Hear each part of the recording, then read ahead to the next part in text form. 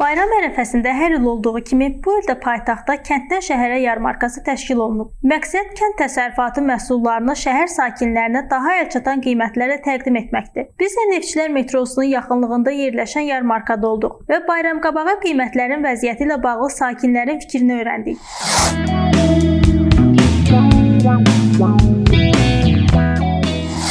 Yaxşıdır, çox gözəl.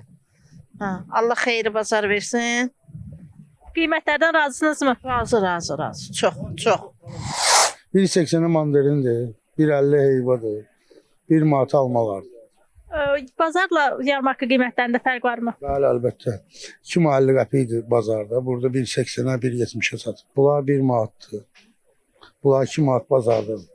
Hamısı yerli məhsuldur. Hamısı öz malımız, öz məhsulumuz. Qiymətlər yaxşıdır xanım. Nə ola, həm yaxşıdır. Münasib qiymətlər də indi nətər olacaq qiymət. Yaxşıdır. Bazarla burada yarmarkada fərq varmı? Eyni qiymətdir. Bazarda da burada da eyni qiymətlərdir. Alma da elədir, ondan mandalin də elədir, eyni qiymətdir.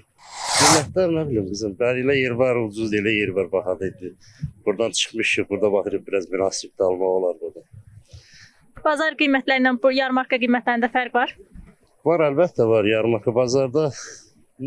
Axır vaxtlar olmamışam bazarda yarandı, amma burada baxıram, burada münasib almaq olar. Dayında bundan artıq nə versinlər, ilin günün vaxtında, qarın qışın yarın vaxtısına. 50 qəpiyə verəsə deyil ki də. Aydındır, yaxşı qiymət, normal qiymətlərdir qızlar. Gözəldir. Bazardan burada fərq varmı? Əlbəttə ki, fərq var. Burada həmi seçmə mal satırlar.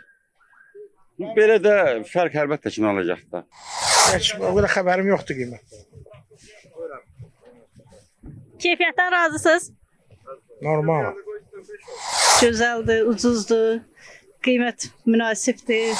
Yeni il və Dünya Azərbaycanlıların Həmrəyliyi günü münasibətilə təşkil olunan yarmarkalar Sumqayıt şəhərində, eləcə də Bakının 7 fərqli ünvanında fəaliyyət göstərir. Belə ki, paytaxt sakinləri yarmarkaları Sumqayıt şəhəri, Nəriman Nərimanov Azadlıq prospekti, Elmlər Akademiyası, Xalqlar Dostluğu, Əhmədli, Neftçilər və Qaraqarev metro stansiyalarının yaxınlığında ziyarət edə biləcəklər. Yarmarka ayın 29-una dək davam edəcək. Təşkil edilən yarmarkaların əsas məqsədi fermerlərin satış imkanlarını genişləndirmək, regionlardan gətirilən yerli məhsulları daha geniş auditoriyaya çatdırmaq, eləcə də bayram günlərində vətəndaşların keyfiyyətli, təbii və yerli məhsullara rahat çıxışını təmin etməkdir. Layihə çərçivəsində xüsusilə kiçik və orta fermer təsərrüfatlarında istehsal olunan məhsulların bazara çıxışının genişləndirilməsinə xüsusi önəm verilir. Seyranə Quliyeva, Çingiz Abdullayev, Heydər Həsənli, Misya TV.